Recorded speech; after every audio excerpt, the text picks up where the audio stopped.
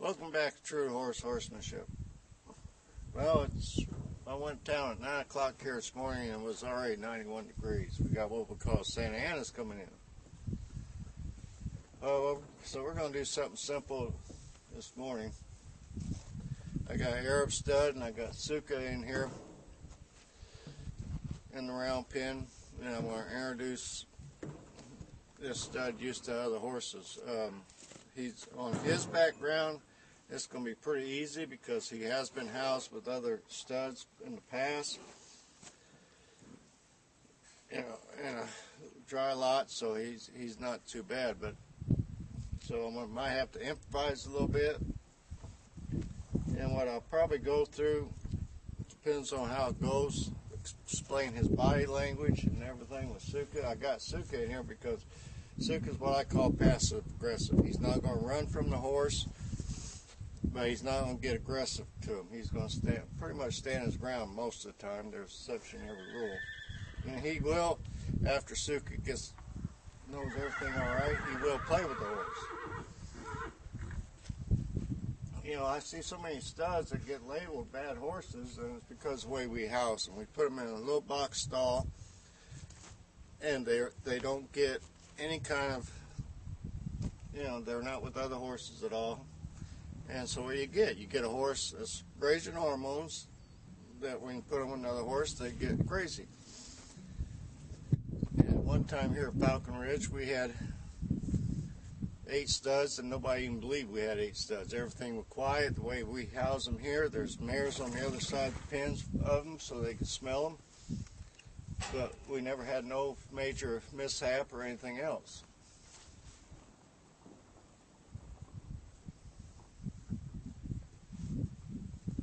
So what I'm going to do is just let him loose. And right now I'm not going to do much of anything. But here in a second I'll move him.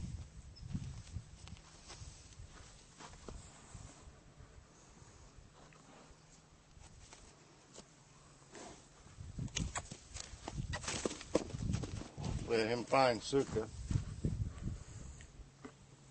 Now, me, I have my handy dandy plastic bag on my stick. Now right now he's just smelling Suka, showing non-aggressive behavior. You know, his neck is an arch, his ears are pinned back a little bit, but he's not to the point where he's getting, he's liable to throw a foot out, but I'm not worried about it because the rest of his body said it's not going to be that bad. I got to let him work through it.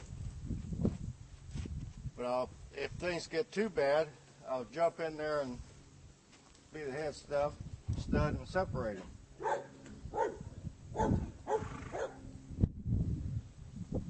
I'm not going to coddle him. Like right there, Suka's just telling him, so you know what, I'm not putting up with your BS. But he's being non-aggressive about it. Hey! That's why Suka's really good at this. This is going to be pretty simple. And like I said, the Arab stud, he's been housed with other horses. So this is where knowledge and handling different horses comes into play. Just like with dogs, I could have did this a little bit different. I need Suka to sort of just hang out. I don't need him to get in there and start being aggressive and moving his feet when the other horse coming in. Because if he started running around, that would have triggered something in the Arab. And then it would have been a little bit more eventful. In this case, I sort of let him nose out. And right there, little Arab's backing up Suka, just sort of trying to figure out where he stands in this little 2-horse herd.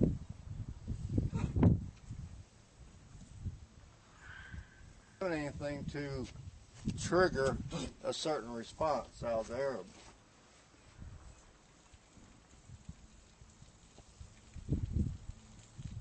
And I got to be careful when I go in there, is not to trigger something in the Arab either. Because let's say that Arab starts getting keyed up, and if I jump in there at the wrong time, it's going to stimulate it, and then he's going to go into fight mode. So I just got to nip it before it does.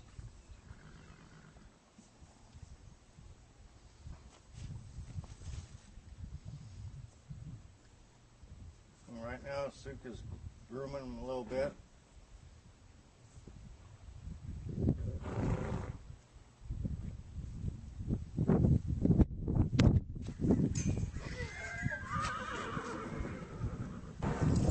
A lot of times what people do is just like with other animals. My demeanor in here, believe it or not, pays a lot of key. Because if I get in here and be all nervous and scared and think something's going to happen, sure enough, something's going to happen. I'm in here confident. I know I got to get in there. You know, as long as I got my stick, my plastic bag, I know I can break it up. Now, should I recommend everybody doing this? No, but I got a round pin. I don't have no square corners. I don't want no square corners when I do this. Y'all do this home, get some way to partition it off. 2x6 or something. That corner off. I'll hold on to this thing. I'm not going to allow him just to run it loose. If I let him go at this state of mind, he's going to get aggressive. More so, I will still get a little bit, but I don't know that yet because he doesn't know Suka. So I'm going to let him chill out.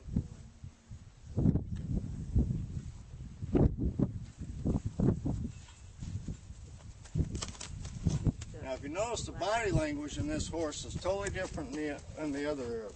His neck is more up. He's more challenging. He's more stiff. There we go. Right there, he looked for my hand, so I know it's time for me to let go. Now, I'm going to allow him to smell Suka. I'm not going to just jump in there and keep them apart. At some point, he's going to have to do that.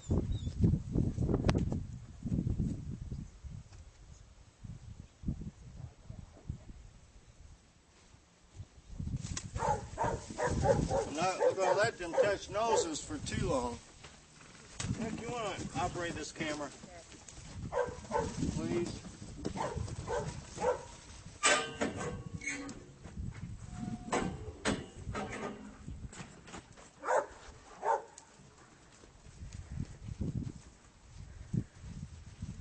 So you notice the body language on that second Arab is totally different. He's more arched in the neck.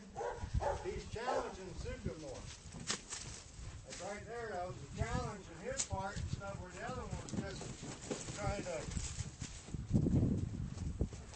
figure Suka out. This one is challenging Suka a little bit more, so that's why I stepped in there and moved his feet. I'm not going to let it escalate until it's too bad.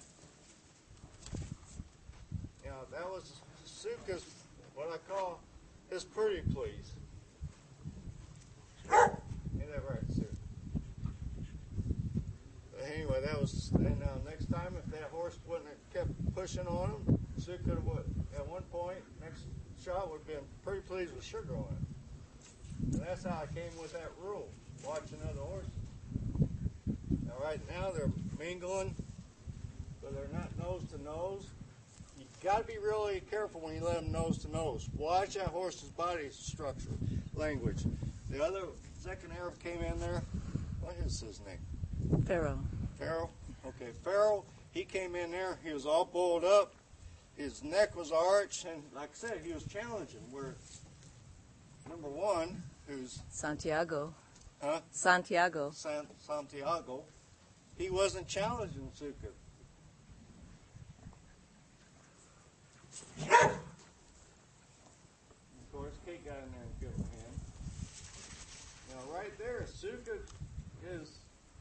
Like I say, he's passive aggressive. Right now, he is telling Pharaoh that I am your leader. He went and, just like on some dogs, like we used to have Pit Bull, and I used to have to put her on the ground and get over top of her.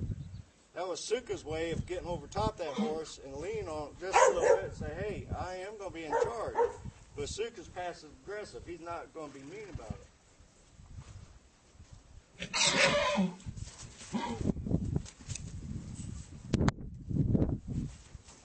right there, Pharaoh's going after. Now right there, you know, Suka's. That was pretty pleased with Sugar on it. He told that horse, I told you earlier, stay on my space, and you didn't. I'm going to tell you again, but this time he's going to use a little bit more force. Now, right now I'm not going to break Santiago and Suka when they're two noses, because I want to show the difference in the body language on the air. His neck was down. He was nosing Suka nice and relaxed. He wasn't doing it in a challenging way. Now if I get the other Pharaoh up there, get them two nose, you see the difference. Right there, you see the difference? Pharaoh is all bent over. He's got that neck arch.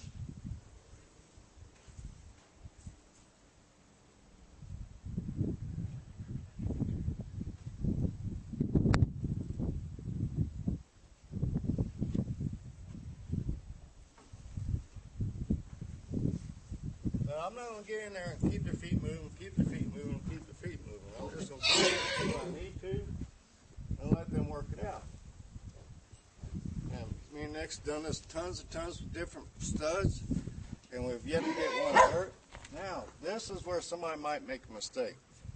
Okay, let's say I'm in here for a half an hour and everybody's calmed down and relaxed.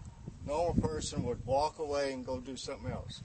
The first few times, that's a big no-no. Because somewhere down the line, one of them studs will trigger something, and then they get aggressive, and then you got a horse pit up. So first few times, I try to stay in here with them.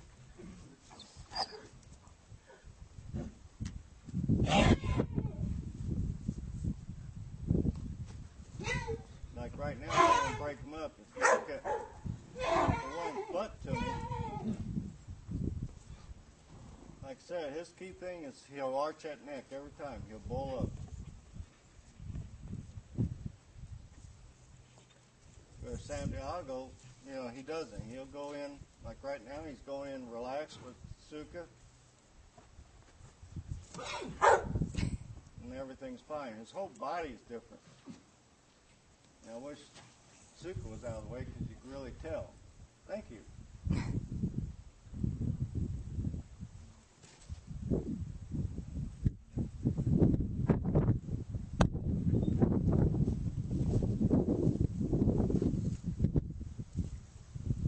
There's no reasons why studs got to be locked up in a damn box pen all the time.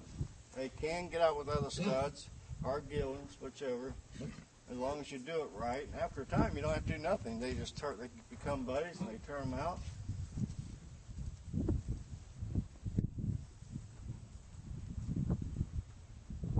Now, Smokey was a stud for 10 years. He was a 10-year-old before I gilled him, and he was to a point I could turn them out with mares, Gillens together, as long as mares weren't in season.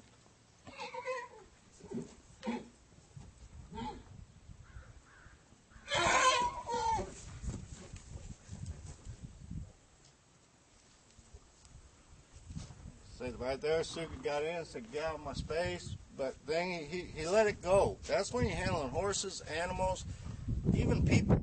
If something happens, handle it, let it go. It's over with. That moment in time will never come back to you. So just let it go and don't worry about it anymore. I mean, we can learn so much through these horses and apply it to our everyday lives. So this is short and sweet. And let them hang out a little bit longer and stay in here. As I always say, be true to a horse, they'll be true to you. Treat horses like horses. And don't hide them. And